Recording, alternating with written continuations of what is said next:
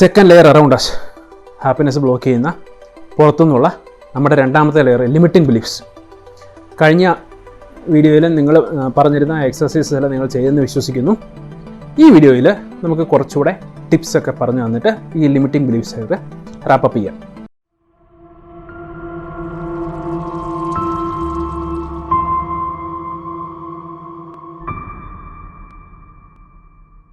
നമസ്കാരം, ഞാൻ വിഷ്ണു നാരായൺ. വിഷ്വറക്സിൻ്റെ മറ്റൊരു വീഡിയോയിലേക്ക് നിങ്ങൾക്ക് എല്ലാവർക്കും സ്വാഗതം. മനസ്സിനെ മനസ്സിലാക്കുക, പരിശീലിപ്പിക്കുക, അതിലൂടെ സന്തോഷം നമ്മുടെ ഉള്ളിൽ നിന്ന് തന്നെ കണ്ടെത്തുന്ന ലക്ഷ്യത്തോടെ തുടങ്ങിയ ചാനലാണിത്. കഴിഞ്ഞ വീഡിയോയിൽ നമ്മൾ ഷുഡ് എന്ന് പറഞ്ഞ വാക്ക് മാറ്റുക എന്നുള്ളതിനെക്കുറിച്ച് നമ്മൾ സംസാരിക്കേണ്ടായി. നമ്മളൊന്ന് നോട്ടീസ് ചെയ്ത് കഴിഞ്ഞാൽ നമുക്ക് മനസ്സിലാകും ഈ ഷുഡ് അസോസിയേറ്റ് ചെയ്തിട്ടുള്ള റോൾസ് നമ്മുടെ ജീവിതത്തിൽ നമ്മൾ ചെയ്യുന്ന റോളുകളിൽ നിന്നാണ് ഉണ്ടാകുന്നത്. എക്സാമ്പിളായിട്ട് പറഞ്ഞു കഴിഞ്ഞാൽ ഈ സൊസൈറ്റിയിൽ സ്റ്റീരിയോടിപ്പിക് ആയിട്ടുള്ള പല ചിന്തകളുമുണ്ട്. ഞാനൊരു പെണ്ണാണെങ്കിൽ എനിക്ക് കുക്ക് ചെയ്യണം, അല്ലെങ്കിൽ ഡിഷ് കഴുകണം. ഞാൻ ഒരാണാണെങ്കിൽ ഞാൻ ഡ്രൈവ് ചെയ്യണം, അല്ലെങ്കിൽ ടാപ്പിൻ്റെ ലീക്ക് ഫിക്സ് ചെയ്യണം. അങ്ങനെ പറഞ്ഞ പല റോളുകൾ നമ്മുടെ ചുറ്റും നമുക്ക് കാണാൻ പറ്റും. മദറായിട്ട്, ഫാദറായിട്ടും, ഫ്രണ്ടായിട്ടും, ചൈൽഡായിട്ടും എല്ലാം. നമ്മളിതെല്ലാം ബ്ലൈൻഡായിട്ട് എടുക്കുകയാണ് ചെയ്യുന്നത്. നമ്മുടെ ബിലീഫ് സിസ്റ്റത്തിൻ്റെ ഭാഗമായിട്ട് നമ്മളെല്ലാം ബ്ലൈൻഡായിട്ട് എടുക്കുകയാണ് ചെയ്യുന്നത്. ഞാൻ ബ്ലെയിം ചെയ്യല്ല, എന്നാലും നമ്മുടെ മനുഷ്യൻ്റെ ഒരു ഇൻറ്റേർണൽ പ്രോഗ്രാമിംഗ് ആണ്. നമ്മളത് വിശ്വസിക്കുക എന്ന് പറയുന്നത് നമ്മുടെ ഒരു ഇൻറ്റേർണൽ പ്രോഗ്രാമിംഗ് ആണ്. നമ്മൾ വേറെ ഉള്ളവരുടെ എക്സ്പെക്റ്റേഷൻ നമ്മൾ അതേപടി അങ്ങോട്ട് എടുക്കുന്നു. ഇക്കാലത്ത് നമുക്ക് ഒരുപാട് കരിയർ ഗൈഡൻസ് ക്ലാസ്സുകളൊക്കെ സ്കൂൾ ലെവൽ മുതലേ ഉണ്ട്. അതൊക്കെ നമുക്ക് ഒരു പരിധി വരെ ഈ റോൾ ബേസിസിനെ മാറ്റാൻ വേണ്ടി സാധിക്കുന്നുണ്ട്. എന്ന് വെച്ച് കഴിഞ്ഞാൽ ഒരു ഫാർമറുടെ സൺ എപ്പോഴും ഒരു കൃഷിക്കാരൻ തന്നെ ആകണമെന്നില്ല, ഒരു ഡോക്ടറുടെ മകൻ എപ്പോഴും ഒരു ഡോക്ടർ തന്നെ ആകണമെന്നില്ല. അതായത് ഈ റോളിനെ ഷുഡും തമ്മിൽ ഒരു ബന്ധമുണ്ട് എന്ന് മാത്രമാണ് പറഞ്ഞു വന്നത്. എഗെയിൻ നമ്മൾ ഈ ഷെല്ലിൻ്റെ പുറത്ത് കിടക്കാൻ നോക്കുകയാണെങ്കിൽ ഒരുപാട് സൈഡ് എഫക്ട്സ് ഉണ്ടാകും. അത് മനസ്സിലാക്കിയിരിക്കുക, അത് എക്സ്പ്ലോർ ചെയ്യുക. തന്നെത്താനെ ആണെങ്കിലും ബാക്കിയുള്ളവരെ കോച്ച് ചെയ്യാനാണെങ്കിലും അതൊന്ന് എക്സ്പ്ലോർ ചെയ്യാൻ വേണ്ടി ഒന്ന് മനസ്സിൽ വെച്ചേക്കുക. കാരണം ഒരു ഇനീഷ്യൽ അപ്രൂവൽ ഒരിക്കലും കിട്ടിയെന്ന് വരില്ല. ഡോക്ടറുടെ മകൻ ഒരു കൃഷിക്കാരനാണെന്ന് പറഞ്ഞ് ഒരു ഇനീഷ്യൽ അപ്രൂവൽ ചിലപ്പോൾ വന്നെന്ന് വരില്ല. അത് മനസ്സിൽ വെക്കുക. ചലഞ്ച് ഉണ്ടാകും, അത്രമാത്രം മനസ്സിൽ വെക്കുക. ഒരു ഡിഫറെൻറ്റ് ഇമ്പോർട്ടൻറ്റ് ലിമിറ്റിംഗ് ബിലീഫാണ് മണി, കാശ്.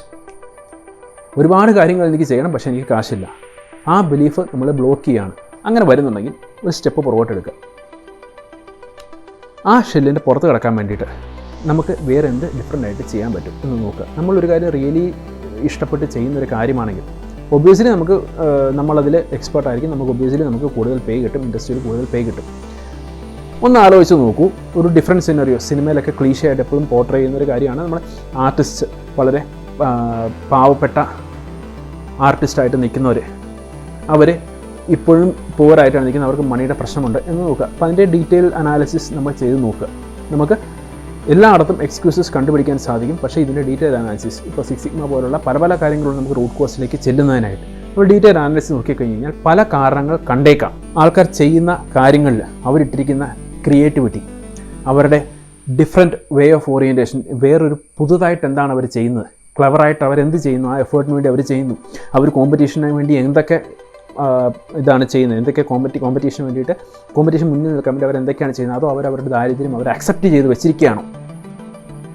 അങ്ങനെ പല കാര്യങ്ങൾ നമ്മൾ ഡീറ്റെയിൽ അനാലിസിസ് നടത്തുക. പിന്നെ ഏറ്റവും പ്രധാനപ്പെട്ട കാര്യം പറയുന്നത് ഹ്യൂമൻ്റെ കാര്യമാണ്. കീപ് മൈ വേർഡ്, മനുഷ്യരുടെ കാര്യമാണ്. എത്രമാത്രം പണം കിട്ടിയാലും അൺസാറ്റിസ്ഫൈഡ് ആയിരിക്കും. മണി എന്ന് പറയുന്നത് തന്നെ ഒരു ഡിഫറെൻറ്റ് ടോപ്പിക്കാണ്. അതിനെക്കുറിച്ച് വേറെ ഒരുപാട് സംസാരിക്കാനുണ്ട്. അതുകൊണ്ട് ഇത്ര മാത്രം മനസ്സിലാക്കി വെക്കുക. മണി ഇല്ല എന്ന് പറഞ്ഞ് നമ്മൾ പുറകോട്ട് പോകേണ്ട ആവശ്യമില്ല. വീണ്ടും ഒരുപാട് അനാലിസിസ് നടത്തിയാൽ മാത്രം മതി. വേറൊരു ഇമ്പോർട്ടൻറ്റ് ലിമിറ്റിംഗ് ബിലീഫാണ് എപ്പോഴും ഒരു സ്ട്രഗിൾ ഉണ്ടായിരിക്കണം. ഏതൊരു കാര്യത്തിലെത്താൻ ഒരു സ്ട്രഗിൾ ഉണ്ട് എന്ന് പറഞ്ഞാൽ നോ പെയിൻ നോ ഗെയിൻ എന്ന് പറഞ്ഞ് നമ്മൾ കഴിഞ്ഞ വീഡിയോ പറഞ്ഞ സെയിം കാര്യം. ഇത് എല്ലാ തവണയും എക്സ്ട്രീമിലേക്ക് നമ്മൾ എടുക്കേണ്ട ആവശ്യമില്ല.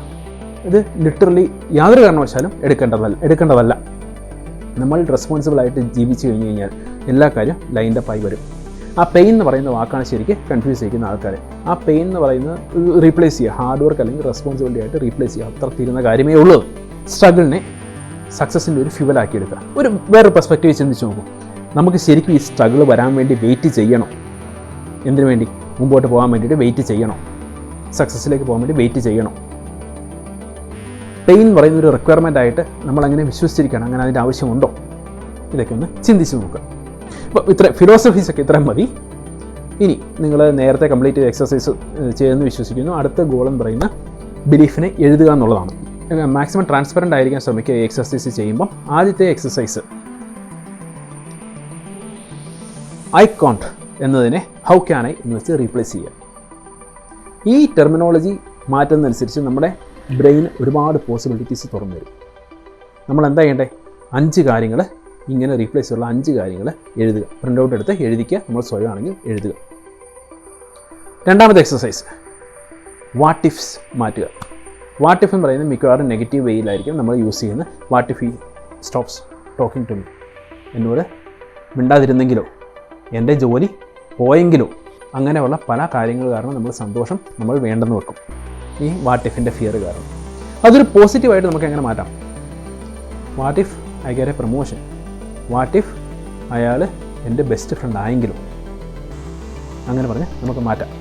ഈ അൺകോൺഷ്യസ് മൈൻഡ് എന്ന് പറയുന്നത് വളരെ പവർഫുൾ ആയിട്ടുള്ളൊരു ടൂളാണ്, അല്ലെങ്കിൽ ഒരു ഫാക്ടറാണ്.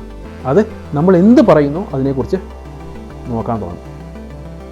What if something amazing happened, നമ്മൾ ചിന്തിച്ചു കഴിഞ്ഞാൽ നമ്മുടെ മനസ്സ് ഓട്ടോമാറ്റിക്കായിട്ട് അമേസിങ് എന്താണ് സംഭവിച്ചതെന്ന് ചെയ്യാൻ തുടങ്ങും.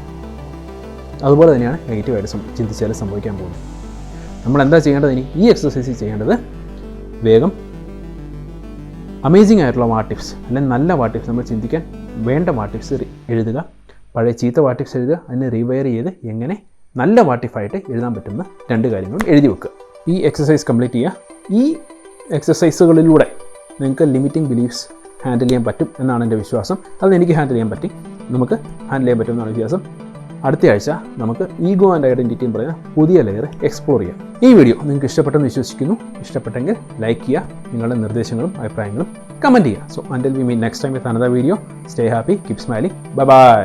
നിങ്ങൾ ആദ്യമായാണ് ഈ ചാനൽ കാണുന്നതെങ്കിൽ സബ്സ്ക്രൈബ് ചെയ്യുന്ന കാര്യം പരിഗണിക്കുക. മറ്റുള്ളവരുടെ ജീവിതത്തിൽ ഒരു പോസിറ്റീവ് മാറ്റം കൊണ്ടുവരാൻ ആഗ്രഹിക്കുന്നവരാണ് നിങ്ങളെങ്കിൽ മറക്കാതെ ഈ ചാനൽ ഷെയർ ചെയ്യുക. അവരും സബ്സ്ക്രൈബ് ചെയ്താൽ നമുക്ക് virus free toxic free positivity കൂടുതൽ സ്പ്രെഡ് ചെയ്യാൻ സാധിക്കും.